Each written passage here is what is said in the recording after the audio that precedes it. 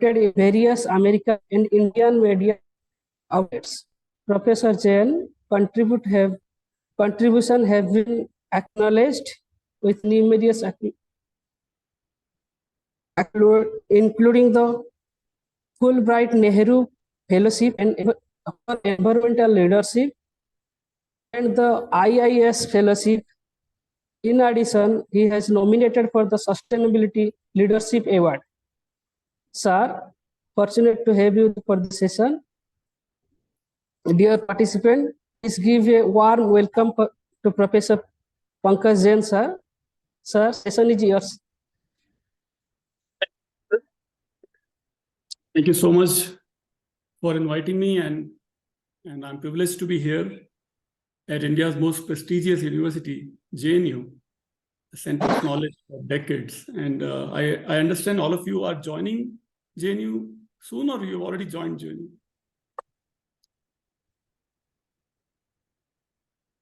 So this is some kind of an orientation session, I understand, but I'm always fortunate when I interact with JNU people, JNU professors, researchers, scholars. Okay, friends, time is short, so I'll start my presentation.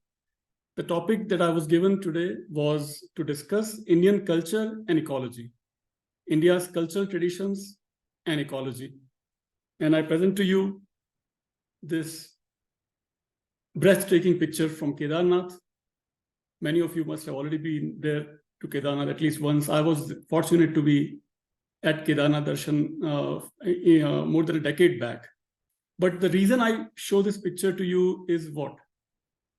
The reason is that the Char Dham Yatra, which is famously called as Char Dham Yatra, which includes Gangotri, Yamunotri, Badrinath, and Kedarnath, all in Uttarakhand.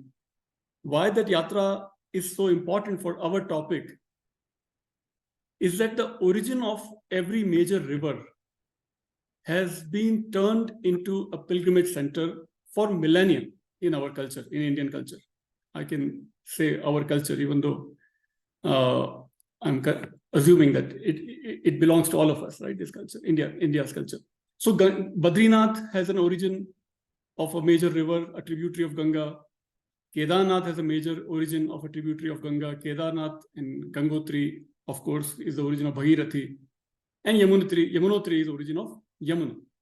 So that shows that the reverence for the nature, reverence for rivers, reverence for mountains, all our major pilgrimage centers are also located up in the mountains, right? So idea is to, as people go for darshan of these major temples, they also have reverence and amazement, simply this awe-inspiring views of nature as we go along Kedarnath. You know, I walked for more than 10 kilometers. You have to walk up to reach Kedarnath.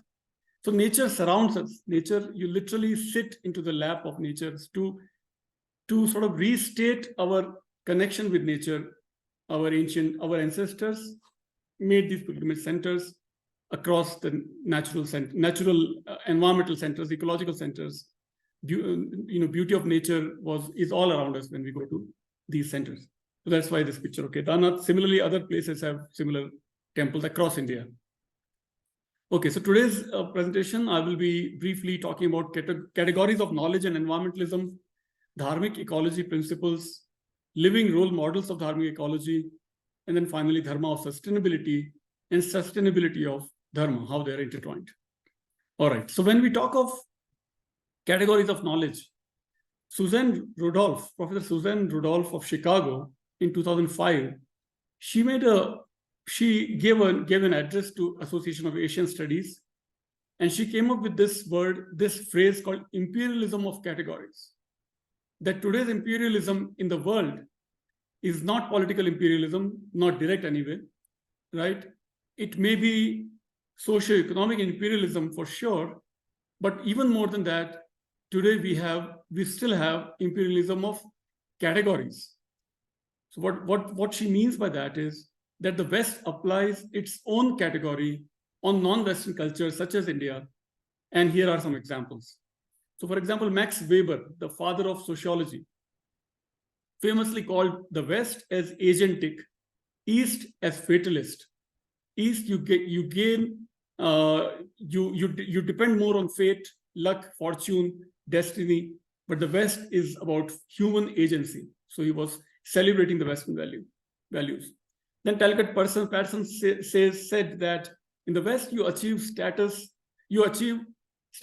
by your own accomplishments, whereas in India, cultures like in India, in the East, you achieve status by birth. Whatever you are born with, that's what the status you get. Then John Stuart Mill called the Western civilization as a mature civilization, whereas the Eastern cultures, Eastern civilizations are childlike, very innocent, childlike. So you see heavy stereotypes, heavy biases in Western scholars, which is present even today. And unfortunately, when we study Indian culture or any humanities subject in India, we directly or indirectly, consciously or unconsciously, all those categories are heavily applied in our studies also. How to counter that? This is one attempt to counter the environmental imperialism of categories that might be still happening in India. I'll give you an example, happening towards India, and I'll give you one example. So for example, this is an environmental performance index, which is done by Yale University, one of the top 5 universities of America, Ivy League University in Connecticut. So in 2018, every year they count the environmental performance index of major countries, many countries, dozens of countries. And they put India at 177, one of the worst countries when it comes to environmental performance, right? And what are the countries at the top? Top countries are mostly all European, Norway, Finland, Denmark, and so on, where there are sparsely populated, very less humans, very less domestic animals. And so those countries, they measure and they keep at the top. India is at 177. This I call as an example of categories of imperialism of categories, because they're applying their categories. How do you measure environmental performance? By certain parameters that miss out on major parameters. So if we turn the tables, and if you look at this particular index, this is a green index or green index to measure the environmental sensitivity of major economies of the world. This is done by National Geographic magazine in America. How they measure environmental performance, and they kept India at the most environmentally superior country. The most environmentally superior country. They called India for many years, not just one, but from 2012 to 2018, 5, 6, 7 times they measured these environmental performance index, and they found India to be the best. So what was different in their measurement, in their research? What was different was when they measured environmental performance, they counted for the per capita carbon footprint of each country. So India's carbon footprint came out to be the lowest. Per capita carbon footprint of Indians is still the lowest. Why? Many things. First of all, our housing, our dwelling sizes, our houses. Even today, millions and millions of Indian houses, you can easily find 3 generations living peacefully under one roof, right? Small dwelling sizes, but large families still combine together, they live together and use very little resources. Our water usage, we still don't have 24/7 hot water running in every tap in the entire country. We're very mindful of water usage. We still don't have bottled water usage, for example, which is really, really common in Euro-American countries. Then our food habits. Even though we are not all 100% vegetarians, but our meat consumption per capita is among the lowest in the world. So these are the key parameters that keep our per capita carbon footprint at the lowest. That Yale University completely ignored to measure. They just looked at probably the pollution, the air quality of our Indian cities such as Delhi or Mumbai, and they found it too polluted, and we can't deny it. Of course, air is polluted in Delhi or Mumbai, or there is a lot of traffic and so on. But per capita carbon footprint should be the key measure of environmental performance that Yale University forgot, but National Geographic measured, and they found they keep finding India as the greenest country because of these parameters. So this is what we can further develop as some of the foundational principles of dharmic ecology. Why? Look at this first graph. Can you see the first graph? This is from 2013. Until 2013, this is the latest that I could find. Even in 2013, India's meat consumption is much less even compared to Kenya. Of course, much less than China, UK, Canada, Brazil, and US. US has the highest meat consumption. This is the biggest burden on the planet, on planet's resources, when so much of meat is consumed by so little population. US population is less than 1/3 of India's population, but the land is more than 3 times India's land, and its meat consumption is many, many times more than India's meat consumption. Is almost 0 per capita per person of India. India's meat consumption is, if you look at this, I think it's, it might be per day. I mean, it's almost 0 per day if we compare with major economies of the world. Second chart, if you look at figure 5, is this passenger car density. This is from 2009. So even as late as 2009, India's per person car ownership was still less than, and probably it's still true that it's less than China, Indonesia, South Africa, Mexico, Brazil, Russia, Japan, United States, Spain, France, Germany, and Italy. So vehicular pollution or car ownership.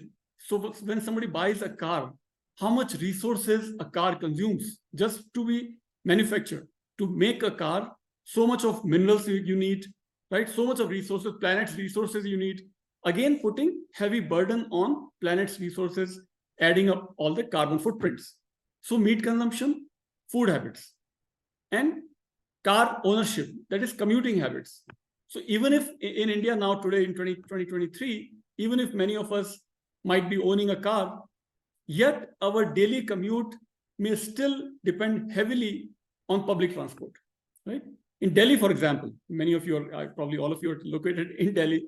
So metro remains the best way to commute for practical reasons, right? So that again keeps our carbon footprint as per person carbon footprint in India much less compared to many other economies that National Geographic measured. So these are 2 examples. Now, if we take these 2 phenomena of very less meat consumption, again, I'm not assuming that everybody is vegetarian in India. Certainly not, right? But our per person meat consumption per year is much less than many other countries. That's what I'm saying. That's all I'm saying. But why is that the case? Why meat is not our most preferred food in India, largely speaking, for most Indians, right? Our most preferred food in India mostly consists of wheat, rice, lentils, that is dal, and so on, with occasional chicken or mutton, whatever meat dishes that people might prefer to have. So this tradition of focus on vegetarianism, not saying 100% vegetarian India is, but this preference for vegetarianism can be seen as an indirect benefit for our environmental resources, right? Similarly, even though people in India, until recently, when millionaires and billionaires, when they had all this wealth, they were not about, flouting this wealth. They were living very simple lives. So simple living and high thinking, or simple living, even if you're a millionaire, used to be the tradition of Indian millionaires. They would walk to their shop or their factory, wherever they're going, and they lived in a very frugal way. So this idea of minimalism, idea of vegetarianism, comes as an influence of dharmic ecology or India's cultural traditions. What is dharmic ecology now? So if you look at dharmic ecology's teachings, these are the major teachings. So I'm giving you some examples of now dharmic principles or teachings. First major key term that we have in our traditions, in our texts, Hindu texts, Vedic texts, is Panch Mahabhutas, right? What are the Panch Mahabhutas? 5 great elements: earth, air, fire, water, and space, right? So consists of the entire ecology, right? All the environmental resources, air, fire, water, space, are all interconnected with human body, right? Because the body also consists of the same 5 great elements, Panch Mahabhutas. So 5 elements form universe's interconnected foundation, and they have bond between senses and elements. So Vedic texts, for example, say that one eye is connected with sun, other eye connected with moon, breath connected with ear, head connected with sun, and so on. So entire body is a microcosm of the universe. So universal elements, environmental elements are part and parcel of human body. They are not different. They are connected, interconnected. Similarly, second major word that we find in Upanishad, for example, is Ishavasyam. Ishavasyam idam sarvam yat kinchit jagatyan jagata tena tyaktena bhunjitha ma gridha kasyas vidhanam. That simply says, first line of this major Upanishad, one of the shortest, smallest Upanishad, says that it is okay if you want to consume nature's resources, planetary resources, but be extremely grateful and mindful of what you're consuming, because this does not belong to you. This belongs to Isha, that is divinity. Divinity is omnipresent and takes infinite forms. This entire universe is a form of divinity, right? So two major examples that Hindus have been celebrating, Indians in general have been celebrating, is our rivers. Like I mentioned in the beginning, origin of river is our major pilgrimage center. And even Ganga, wherever you go across Ganga, from Gangotri all the way to Ganga Sagar, many pilgrimage centers many of you may have already visited. People revere Ganga's water, and not just Ganga, but Yamuna, Kaveri, Godavari, Krishna, every river is a mother goddess for millions and millions of Hindus and other Indians across the country. Then earth as Devi. Many of our houses, especially more true in Maharashtra and South India, people decorate their houses. Outside of the houses, they decorate their earth to celebrate and revere Mother Earth. They call it Rangoli, in some cases, Kovalam, Rangoli, and so on. That is another major celebration of earth as Devi, Mother Earth, right? Janani Janabhumischa Swargadapi Garyasi, Ram says to Lakshman at the end of Ramayana war. He says we have to go back to our Ayodhya, Janani Janambhumi, because that is even greater than the heavens, even greater than paradise. So such utterings, such practices we have been celebrating and practicing for millennia. Millions of Hindus, even today, when they wake up, they say what they say: Samudra Vasne Devi, Parvatastana Mandale, Vishnu Patni Namastubhyam, Pad Sparshang Kshamaswame. Oh Mother Earth, please forgive me as I touch you. First thing that I'm doing as I wake up in the morning is touching you, my mother, with my feet. So please forgive me. So such are the emotions, such are the feelings, sentiments of people ingrained in our culture. And as those emotions are played out, people still go to these places, and many rivers, many species, many mountains are still revered because earth is divine, river is divine. Now, first two I already mentioned, Panch Mahabhutas and Ishavasyam. Next two major terms are dharma and karma.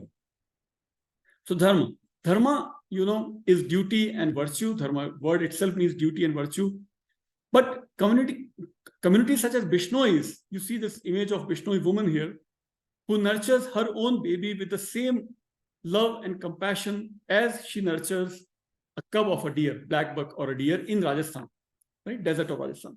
That's where they live. Bishnois are famous now for their environmental protection, not because some scientists have told them to take care of their animals. No, because they consider their dharma to be protective and reverential towards their natural elements, towards animals, towards birds, towards trees, and so on. People have laid down their lives to save some trees. Amrita Devi is the most famous example, where she and 362 more Bishnoi men, women, and children were killed by soldiers as they were trying to collect some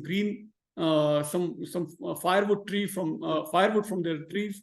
But Bishnoi said, no, Khejri tree is sacred to us. We will not allow you to cut down Khejri trees. So they were killed by these soldiers.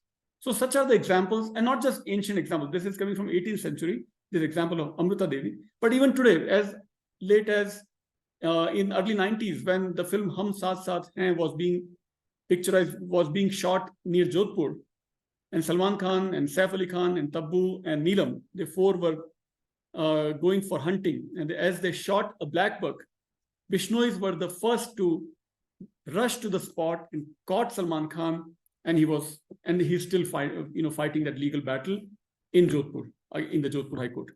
So such as the Bishnoi people, and again, Salman Khan's case is not just the only case. There are many such cases where Bishnois have been very active, very energetic in protecting their animals, birds, trees, and so on.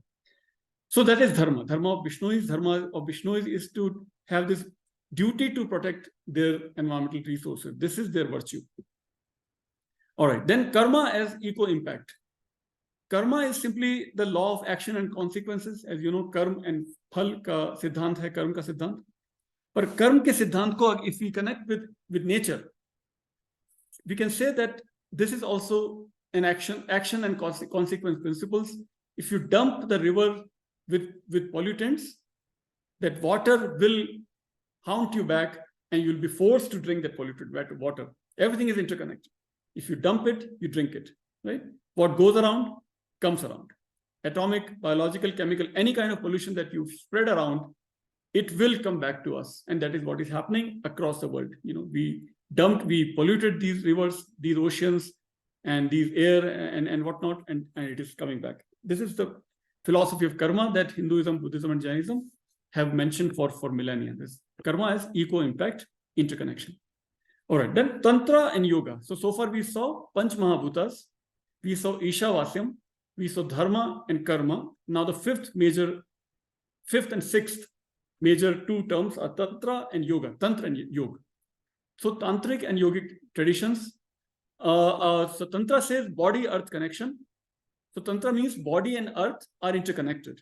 That is the Tantra meditation principle, right? And yoga literally simply means yoga is to join, to yuj. So it also is to celebrate the interconnection between the divine energy and our personal energy, spiritual energy and cosmic energy. Tantra is universal divine energy celebration. And this is what leads to vegetarianism, because the founding principle of vegetarianism is ahimsa, right? So ahimsa it translates into action when people are practicing shakahar or vegetarianism. Okay, next two words, ahimsa and sannyasa. Non-violence as the greatest dharma for nature and for planet's resources. Ahimsa is to the earth and it improves one's karma. Dharma and karma are also interconnected. Sannyasa is the practice, as you already know, I'm sure, is the practice of fasting, upvas, limited consumption, aparigraha, renunciation, tyag, which has been practiced by millions of Indians for millennia. Nowhere else in the world you find so many sannyasis, even today, present on the streets of India, Indian cities, villages across India.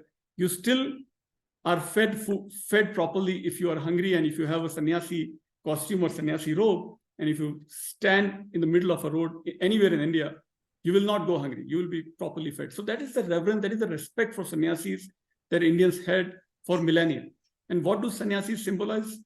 Sannyasis manifest, sannyasis demonstrate the same detachment for planet's resources. That planet is not for our consumption, planet is for reverence, planet is for very compassionate and very careful consumption, not just abuse and consumerism.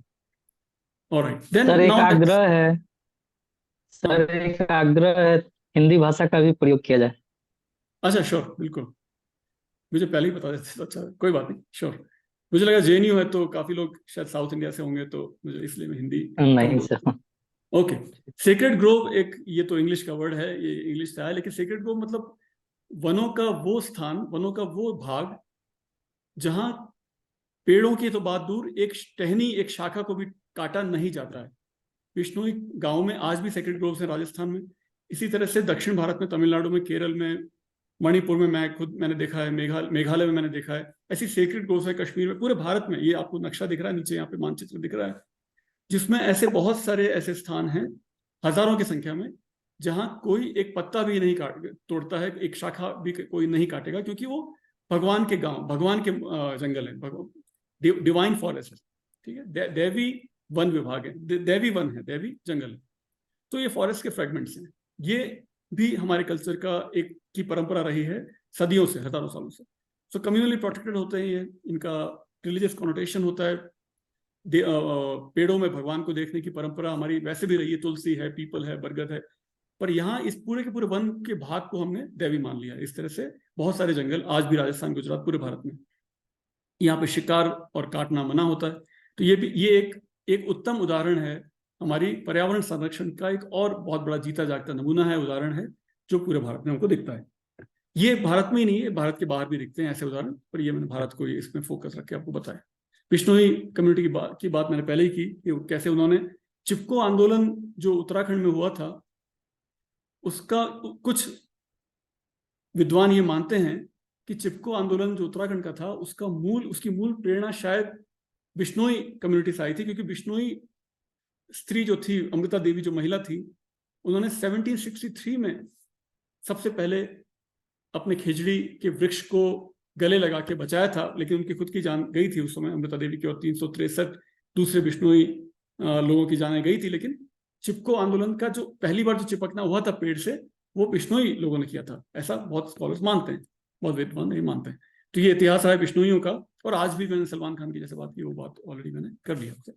अच्छा, स्वाध्याय परिवार ये गुजरात, महाराष्ट्र में आज भी बहुत बहुत तेजी से फैल रहा है, प्रसार इसका हो रहा है। और इन्होंने क्या किया है और आज भी कर रहे हैं, वो ये जो सेक्रेड ग्रोव की मैंने जो बात की थी, वैसे ही इन्होंने और वृक्ष उपवन बनाए हैं, अमृतालयम और अलग अलग नए तरह के उपवन बनाए हैं, और उद्यान बनाए हैं, खेत बनाए हैं, जहां भगवान के नाम पे खेती होती। योगेश्वर कृषि उसका नाम दिया है उन्होंने। उसमें पूरा गांव साथ मिलके खेती करता है, और उस गांव से, उस खेतों से जो उपज होती है, वो पूरे गांव के लिए प्रसाद के तौर पे उस प्रसाद को बांटा जाता है गांव में, पूरे गांव में। विशेषतः कोई अगर विधवा है या कोई जरूरतमंद है, विकलांग है, तो उनको दान के रूप में नहीं बल्कि प्रसाद के रूप में बांटा जाता है। ये स्वाध्याय परिवार के प्रकृति के उदाहरण मैंने आपके सामने रखे। इनको टेम्पल्टन प्राइज दिया गया था 1997 में, जो कि नोबेल प्राइज से बड़ा एक अवार्ड है जो न्यूयॉर्क में इनको दिया गया था। इसकी एक पिक्चर आपको मैंने पीछे यहाँ पे दिखाई। फिर महात्मा गांधी का उदाहरण हम ले सकते हैं, जो कि श्रीमद राजचंद्र से प्रेरित थे, जो गुजरात में एक जैन संत थे, जिनके माध्यम से महात्मा गांधी ने सत्य, अहिंसा, अपरिग्रह, ब्रह्मचर्य, पुरुषार्थ वगैरह जो उनके सिद्धांत थे, जीवन भर में जो उनके सिद्धांत रहे, उन पे उनका पूरा आंदोलन खड़ा था, और वो खुद, उनका जीवन इन्हीं सिद्धांतों पर आधारित था। और उनके जीवन को, अगर महात्मा गांधी के जीवन को हम देखें, तो उनका जो भोजन था वो बहुत ही अल्पाहारी थे, मौन व्रत का पालन करते थे, पैदल चलते थे, सैकड़ों मील वो पूरे जीवन में चले, पैदल चले, बहुत जैसे हमारे सन्यासी या जैन मुनि चलते हैं, उसी तरह से पैदल वो खुद चले। और अपनी बड़ी बड़ी राष्ट्रीय मुद्दों की बैठक को भी छोड़ के, कभी बकरी, कभी गाय, इनका भी वो उतना ही ध्यान रखते थे। राष्ट्रीय मुद्दे एक तरफ, लेकिन पशु प्रेम उनका उतना ही महत्वपूर्ण था उनके लिए। अपना पूरा जो सूत था, वो सूत वो खुद काटते थे, चरखा चलाते थे। तो पुरुषार्थ की जो बात हम आज करते हैं, आज तो चरखा एक खाली राजनीतिक नारा बन के रह गया, लेकिन गांधी अपना कपड़ा खुद बुनते थे, लेकिन नफरत के कारण नहीं, बल्कि पुरुषार्थ के कारण। जब वो इंग्लैंड जाते हैं गोलमेज सम्मेलन में, तो सबसे पहले वो उन मिलों में जाते हैं जहां का जो मजदूर है वो प्रभावित होता है, क्योंकि उन मिलों का उत्पादन कम हो गया है, क्योंकि मिलों की बजाय लोग अपना कपड़ा खुद बना रहे हैं अभी भारत में। तो मिलों का मजदूर प्रभावित हुआ था इंग्लैंड में, लैंकास्टर। तो गांधी जी पहले उनसे जाके सहानुभूति से मिलते हैं और कहते हैं, मेरा आंदोलन आपके विरुद्ध में नहीं है, मेरा आंदोलन तो स्वदेशी के प्रचार के लिए भारत में। ये बात हुई थी जब इंग्लैंड जाते हैं गोलमेज सम्मेलन में, गांधी जी जाते हैं। इसी तरह से एक और घटना है गांधी जी के जीवन में। उनका जो बेटा छोटा था, वो एक बार उससे एक छोटी पेंसिल खो जाती है, गुम जाती है। तो गांधी जी बहुत एकदम बेचैन हो जाते हैं कि मेरे बेटे ने उस छोटी पेंसिल के टुकड़े की वैल्यू क्यों नहीं की, उसकी भी उतनी अहमियत है। कभी कोई चीज वेस्ट नहीं होनी चाहिए, हर चीज प्रकृति से आती है, पृथ्वी से आती है।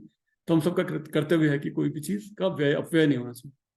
सो इस तरह से अपनी बात में अभी समापन की तरफ ले जा रहा हूं। तो आपको मैं दो चित्र और दिखाऊंगा। उसमें ये दिखाने की कोशिश कर रहा हूं मैं कि जो धर्म का जो सिद्धांत है, जो हिंदू, बौद्ध, जैन और सिख चारों भारतीय दर्शन पर परंपरा में रहा है, वो मूल सिद्धांत ये है कि धर्म में हमको सुपरनैचुरल एस्पेक्ट्स, मतलब कि आध्यात्मिक सिद्धांत, नेचुरल एस्पेक्ट्स, प्रकृति प्रेम, और ह्यूमन एथिक्स, मतलब मनुष्य मानवीय नीति, इन तीनों के सम्मिश्रण से धर्म बना, तीनों के इंटरसेक्शन में धर्म है। इसी तरह से धर्म का मतलब रिलीजन भी है, मजहब भी है, धर्म का मतलब प्रॉपर्टी भी है, फिजिकल कैरेक्टरिस्टिक्स, और धर्म का मतलब प्रकृति को का संरक्षण भी रहा है।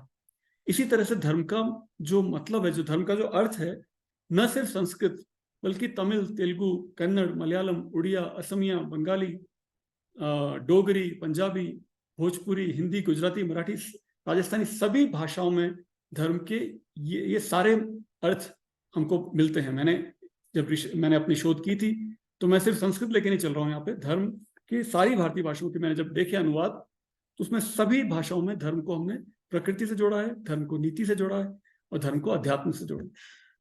तो ये है कुछ विशेष बातें जो धर्म को धार्मिक इकोलॉजी की तरफ ले जाती हैं, धर्म को प्रकृति से जोड़ती हैं और धर्म को पर्यावरण से जोड़ती हैं। तो इस तरह से नैतिक, प्राकृतिक और धार्मिक, ये तीनों पर्यायवाची हो जाते हैं भारतीय दर्शन में, भारतीय परंपराओं में। और ये बात विदेशी विद्वानों ने भी देखी है, जैसे प्रोफेसर एन गोल्ड, ये एंथ्रोपोलॉजिस्ट हैं न्यूयॉर्क में, अभी तो रिटायर्ड हो गए, सेवानिवृत्त हो चुकी हैं। इन्होंने कहा था कि human behaviours are irrevocably interwoven with the natural environments condition, the deterioration of one implies and involves the other. जैसे प्रकृति का विनाश होता है तो वो मनुष्य के नैतिक विनाश का ही प्रतिबिंब है, ये उन्होंने कहा इस लाइन में, इस पंक्ति में। इसी तरह से Marriott and Inden, Appadurai and Smith, ये सब न्यूयॉर्क और अमेरिका में स्कॉलर्स हैं, बड़े बड़े स्कॉलर्स हैं, इन्होंने भी यही कहा कि भारतीय परंपराओं में, भारतीय संस्कृति में माइंड और बॉडी, मस्तिष्क और शरीर, मतलब मेंटल, नॉन टेंजिबल और नॉन टेंजिबल में ज्यादा अंतर नहीं है, एक ही स्पेक्ट्रम के दो पहलू हैं वो। इसी तरह से कल्चर और नेचर, संस्कृति और प्रकृति, इनमें भी बहुत ज्यादा अंतर नहीं है, ये एक ही धारा के दो बिंदु हैं, दोनों अलग नहीं कर सकते, दोनों को अलग पृथक नहीं किया जा सकता भारतीय भाषाओं में, भारतीय संस्कृति में। ये अमेरिकन विद्वानों ने भी इसी तरह की बातें कही थी। तो इस तरह से मेरी बात यहाँ मैं समाप्त करता हूँ। अंत में मैं आपको एक बार कहना चाहूंगा कि प्रकृति के धर्म से यदि मनुष्य अपना धर्म विकसित करेंगे तो वो पर्यावरणीय धर्म स्वतः उत्पन्न होगा उससे। मतलब वृक्ष के धर्म से हम सीखें, अग्नि के धर्म से हम सीखें, आकाश के धर्म से अगर हम सीखें तो हमारा धर्म वो प्रतिबिंबित होगा, और वो उस धर्म में पर्यावरण का एक बहुत महत्वपूर्ण अंग अपने आप आएगा, स्वतः ही आएगा। हमको अलग से पर्यावरण का प्रेम सीखने की या सिखाने की जरूरत की आवश्यकता नहीं। इसी बात को मैंने अपनी पहली किताब में भी दिखाया था, उसी की आपको मैंने आज सारांश उसका प्रस्तुत किया आपके सामने। मैं अगर कुछ प्रश्न हैं तो और हम इसकी चर्चा कर सकते हैं। धन्यवाद। Thank you very much, sir, for this interesting talk. If anyone has any question, I am sure Professor Jain, sir, would be pleased to answer them.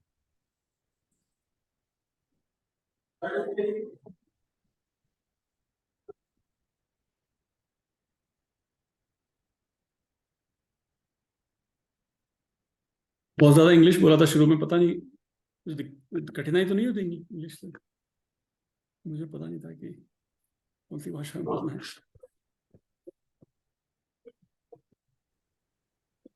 Sir मेरा एक प्रश्न तो नहीं कह सकते इसे, एक ये चीज मैं मतलब उत्सुकता है मेरी ये जानने के लिए कि पहले समय में तो जो भी हमारे पर्व त्योहार थे वो सभी प्रकृति से जुड़े हुए थे। जैसे उत्तराखंड में एक फूलदेई फेस्टिवल है, हरेला है, हमारे यहाँ पे और भी बहुत सारी स्टेट्स में अलग अलग फेस्टिवल है और वो सभी के सभी जुड़े हुए हैं प्रकृति के साथ।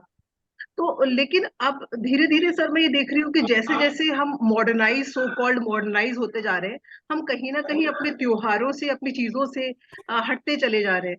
तो अब आगे वाली जनरेशन में हम उनको कैसे इस तरह से ग्रूम अप करें कि अभी तक कि वो भी अपनी उन चीजों को लेके आगे चले। क्योंकि जब तक हम उसे नहीं अगर बच्चों में नहीं जाएगा तो सर हम जो सस्टेनेबल डेवलपमेंट या जो हम अपने इंडियन कल्चर की जो बात कर रहे हैं तो शायद हम उसे सर आगे नहीं ले जा पाएंगे। बिल्कुल, ये सब तो इसलिए तो हम शिक्षक आज मिले हैं ना सारे। हम शिक्षकों का ये उत्तरदायित्व है कि हमारे विद्यार्थियों को फिर से प्रकृति की ओर जोड़ें, संस्कृति की ओर जोड़ें। संस्कृति और प्रकृति एक ही सिक्के के दो पहलू रहे हैं, जैसे मैंने आपके साथ शेयर करने की कोशिश की। राइट, ये तो हमारे सब अभिभावकों, पिताओं, शिक्षकों का उत्तरदायित्व है जोड़ के चले। अच्छी बात यह है कि आने वाली जो पीढ़ी है, हमारी जो अगली पीढ़ी है, वो अभी से प्रकृति की ओर तो जागरूक हो रही है, लेकिन संस्कृति की ओर जागरूक उतनी नहीं हो रही है। वहीं पे एक वो बहुत बड़ा एक रिक्त स्थान हमको दिखाई देता है। तो हमारा मुझे लगता है कर्तव्य है कि उन दोनों को जोड़ के हम अपने विद्यार्थियों को बताएं कि संस्कृति और प्रकृति दोनों जुड़े हैं। यही तुमको करना है, यही हमको करना है। जी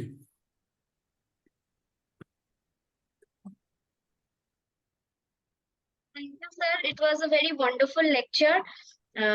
Sir, I want to share my thoughts on this with you. So, पहला ये चीज है कि एक तो nowadays आज के डेट में कंज्यूमरिज्म बहुत ज्यादा है, तो because of that consumerism also we are generating a lot of waste जो जाके हमारे विच इज क्रिएटिंग पोल्यूशन। तो एक मतलब I want your opinion, like धर्म में ये भी तो है कि हम कितना मिनिमलिस्टिक लाइफ जी सके, हम त्याग कितना कर सके।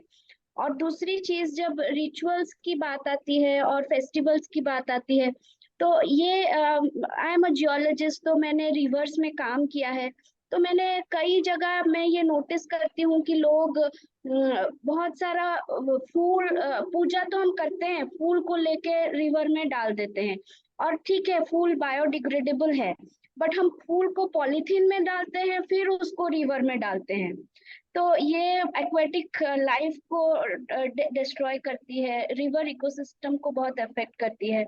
तो इसके लिए अवेयरनेस क्रिएट करने की बहुत जरूरत है सोसाइटी में। तो मुझे आपका ओपिनियन चाहिए। नहीं, बिल्कुल मैं सहमत हूँ आपसे, आपने सही कहा। और इसीलिए शिक्षकों और अभिभावकों की ये अतिरिक्त हम पे ये बोझ है, हम पे हमारा उत्तरदायित्व, हमारा कर्तव्य है कि हम इसके अगर प्रेरणा हम नहीं देंगे तो कौन देगा, है ना? कि हम तो इसीलिए हैं विद्यार्थियों से, हमारा प्रभाव जितना विद्यार्थियों में पड़ सकता है और पढ़ना चाहिए, तो उसका प्रभाव का कुछ उपयोग करके विद्यार्थियों को हमको प्रकृति और संस्कृति से जोड़ना है। और बिल्कुल आपने सही कहा, प्लास्टिक तो ये बहुत बड़ा अभिशाप है ही हमारे सबके लिए, पूरी प्रकृति के लिए, पूरी पृथ्वी के लिए।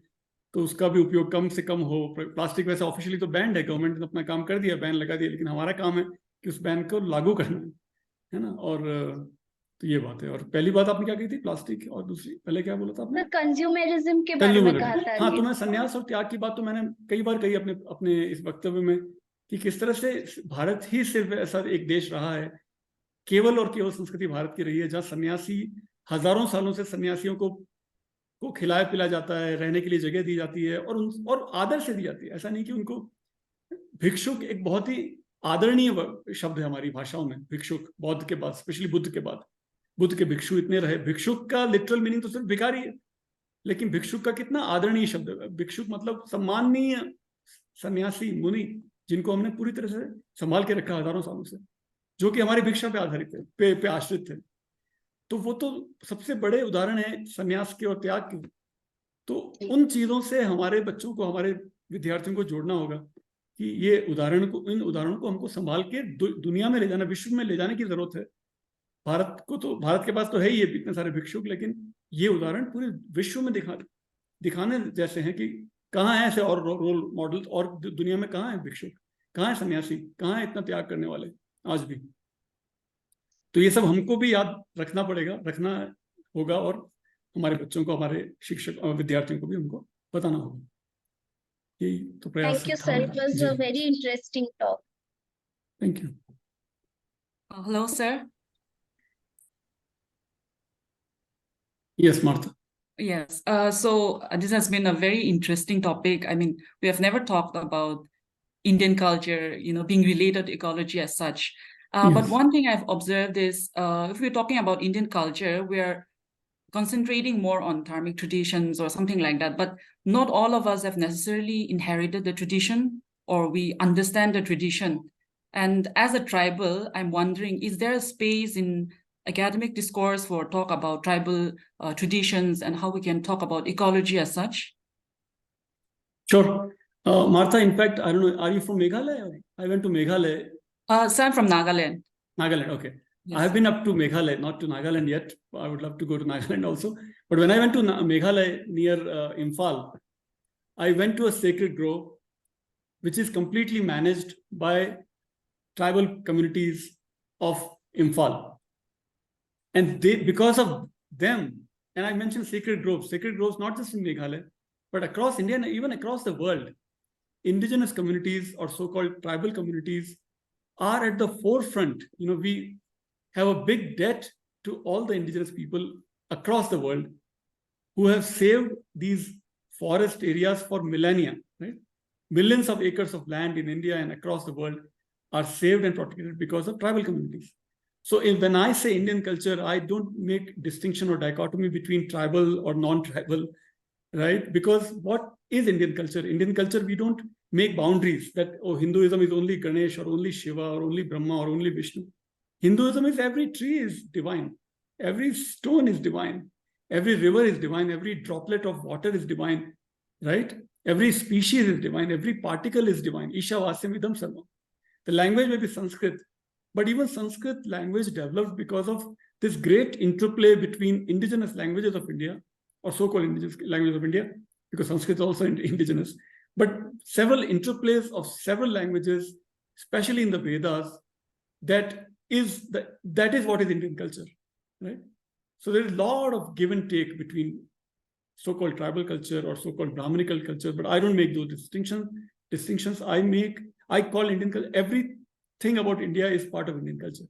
That of course includes tribal culture. And I've seen with my own, in my first book that I showed in the last slide of my presentation, oh, I switched to English completely. Is that okay, Martha? Okay, Sir. I hope that's okay. So in my first book itself, I chose 3 communities to show these examples of dharmic ecology. The first community is Bishnois, second is Swadhyaya Parivar, third is tribal cultures of Rajasthan, Gujarat, and Madhya Pradesh. Those are the Bhil communities, so-called tribal communities.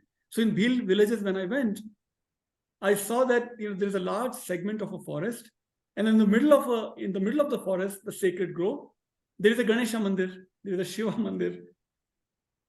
So because of these Hindu deities, so-called Hindu deities, and again, without making distinction between tribal or Hindu, because of these deities, the forests are protected. Right? That is what I saw in Meghalaya. That is what I try to celebrate when I speak of Indian culture and ecology. Thank you for the question, Martha. All right. और कोई? Sorry, मैं पूरा English में बोलने लगा. But Hindi मेरी मातृभाषा है. मैं राजस्थान का हूँ, तो हिंदी तो हमेशा से हमारी पूजनीय भाषा है. जी, और कोई प्रश्न?